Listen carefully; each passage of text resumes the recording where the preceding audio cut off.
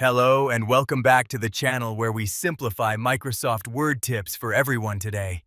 I will show you how to add a calendar in Microsoft Word using quick tables and customize it easily for your documents and projects step by step in a simple way for beginners. First, open Microsoft Word on your computer. Once Word is open, look at the top menu and click on the Insert tab in the dashboard. Then, click on the Table option. A menu will appear with several table-related choices. Then, hover over Quick Tables to see the built-in templates. Then choose Calendar from the list and insert it into your document.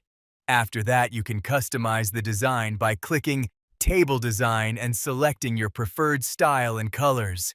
Finally, update the calendar by changing the month and dates according to your needs. Thank you for watching this video. I hope you now understand how to add and customize a calendar in Microsoft Word. Please subscribe, like the video, and share. Thanks for watching.